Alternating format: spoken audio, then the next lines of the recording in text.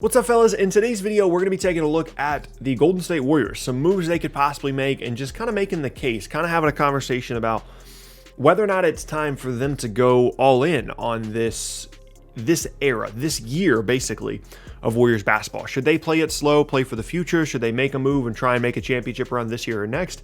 That's the conversation that we're going to be having in the second of today's videos. But really quickly before we get started, if you're new here, what's up? My name is Tucker. I upload NBA content on this channel twice a day, every single day. So it's the most consistent NBA content on all of YouTube. If that's what you're looking for, then consider subscribing. If you enjoy the content, you can also leave a like rating on the video as well. And you can check me out at various socials and a Linktree link down in the description below to hang out with me outside of these videos. With those things said, let's go ahead and take a look at the Golden State Warriors situation as a whole. So here's the case for Golden State to potentially make some kind of move here. And we'll get into what exactly those might be, right? But the Warriors are in a really odd situation. They're a team that is used to being successful over the last handful of years, one of the most successful, 5-year runs that we've seen in recent NBA history. And they've been fine this year, but certainly their ceiling is not at a championship level. They're going to be a playoff team, in my opinion, assuming that everybody stays healthy. Is that enough for them? Do they need to go and make a move to potentially, push themselves towards a championship ceiling and go all in on this group? Or should they play towards the future? Because they've got options for both. They've got James Wiseman, Andrew Wiggins, and a future Minnesota pick for this year or the following, depending on if it lands in the protected top 3 or not. So they can certainly play for the future, but I think you could also make the case that they need to play for right now if they want to count on anything from this previous era of Warriors basketball. Here's why. The Klay Thompson injury really screwed everything up here because I think this was supposed to be a really good year for Golden State. I think they would have been a top 5 team in the West had Klay stayed healthy, and they would have been like half a move away from being a real legit contender this season if Klay was healthy. And now that's just not the case. Klay isn't there. Some of the other guys they have on the roster are fine. Draymond's a shell of himself offensively. And Steph's having a fantastic season, and you could make an argument that A, they're wasting a fantastic season from Steph, or B, this is like the last MVP caliber season that he has left in him. I'm not saying that's the case. I'm saying that you could make that case if you wanted to. And with that mindset, do you really want to just waste this year when you have these assets in your back pocket, when you have moves that you can make? You can go out and get a big-time player right now with Wiseman, Wiggins, a pick, whatever you want to throw in there, and make this team a real legitimate threat. And then, Klay comes back next year and you see what happens the year after that. You can kind of really give yourself a 2-year window here if you wanted to, rather than constantly kind of playing for the middle where you're fine now, but then the other guys are going to decline and then you're good in the future, but not as good as you would have been if you went all in right now because guys like Steph, Draymond, and then Klay when he comes back are continuing to decline. There's so many different calculations to make here. And again, I think it comes back to Curry. It's all about what do you think Steph has left in the tank? Do you think he can be an MVP caliber guy for the next 3 seasons? Or do you think that this is the last year or next year's the last year that that's going to happen? Because if you think that you've only got a year or 2 left of MVP caliber Steph, then I think you need to go make a move right now. I think we need to really heavily inquire about Bradley Beal. I think you need to go and look at bringing in someone like Oladipo or someone around the league like that. Inquire about Karl-Anthony Towns and go and try and make some sort of move like that. I think maybe you could make the case that they missed an opportunity with the Harden thing as well. And all of those things need to be accounted for here because the roster around Steph is just not very good right now.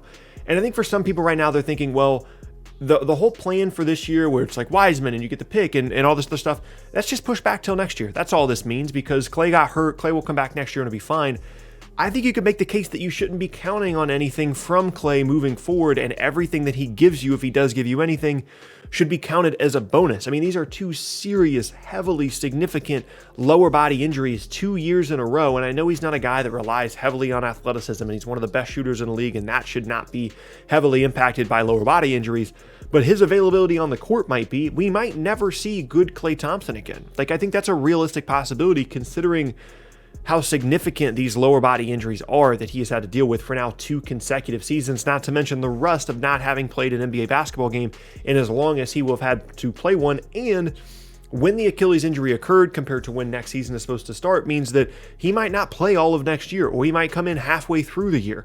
So this idea that they can wait until next year and continue to just run it back like they were going to this season, and then they'll get healthy Klay back and everything will be fine, I don't really agree with that idea.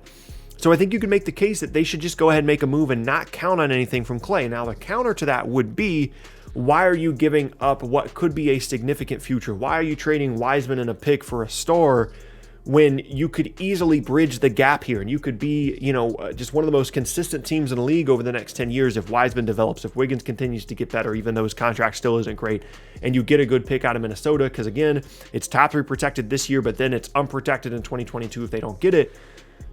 Considering all those things, yeah, maybe you could make the case that they should just play for the future, but here's my thing. Aren't you just kind of in the middle? Like, there's no guarantee that whoever you get in 21 or 22 with the Minnesota pick, if you keep it, is going to be a great player, right? You have no idea where that's going to land, especially given the new lottery odds. Maybe it's the 4th pick this year. Maybe it's, the 10th pick the following year if Minnesota gets really good and they start to turn it around and get healthy. I don't know that's something you can really count on.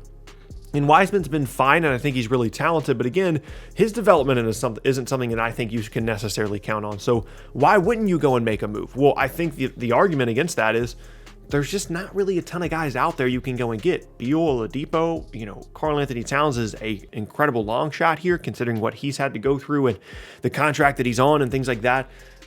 So I think maybe this would be more of a conversation if there were just more guys available, if there was a more obvious name to go out and get, if James Harden was still on the market, things like that. And so kind of having made the case now here for either side, in terms of what I would do, I'm really not sure, because I think the correct move is to go get somebody right now. Because I think Steph is still incredible. Draymond's still really good defensively, and I don't know what I'm getting out of Klay, but I'm not really counting on anything. So I might as well put something together for this roster and then figure out the future later. But just not having an obvious name makes it really difficult. So for me, I mean, I guess you just wait. I guess you just wait around and you hope that Klay comes back and is good next year. You hope you get a good pick in 21 or 22. Honestly, the ideal scenario here for them, even though the 21 class looks really good, is probably to just get the unprotected Minnesota pick in 2022, because I think an unprotected 2022 Minnesota pick holds more value than a top 3 protected 21 pick. And so you probably just wait it out. You see, what Steph continues to look like. You hope he has a couple more really good years left. Klay comes back healthy at some point next season. And then you still have the Wiseman and the future pick asset available, assuming you don't get the pick this year. And all the options you have this year when it comes to making a possible move, going out and getting a big time player, all those options would still exist next year when maybe some more players are potentially on the market. So if you're asking me what I would do, it'd probably be something in that arena, but it's a difficult question to ask. It is, because I think there's 3 possible scenarios here for Golden State. You go out and you get a big time player right now, and you're really good. You're like a top 4, top 5 team in the West. Maybe you're a championship contender. Klay comes back next year, and you've got a really nice 2 to 3 year window here, depending on the age of the guy that you bring in here. That's option number 1.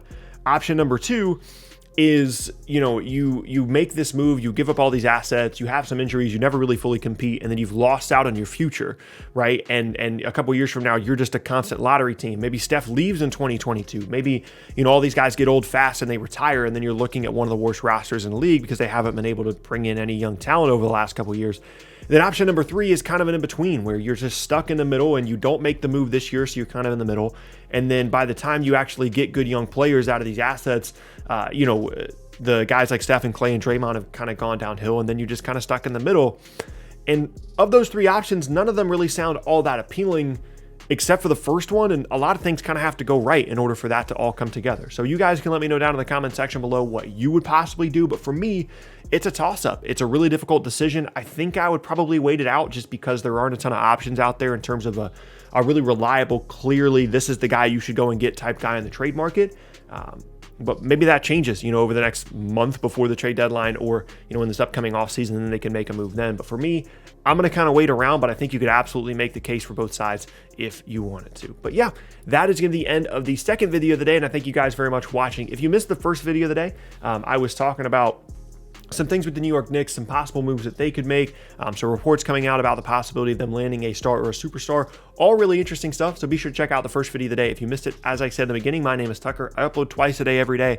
If you're looking for more videos just like this from me, you can check out the boxes on screen as well as on the channel as a whole, as I said, for the most consistent NBA content on YouTube. With all those things said, like the video if you enjoyed it. Check out the Linktree link in the description to hang out with me outside of these videos. And yeah, hope you guys have a fantastic rest of your day, and I will see you all next time.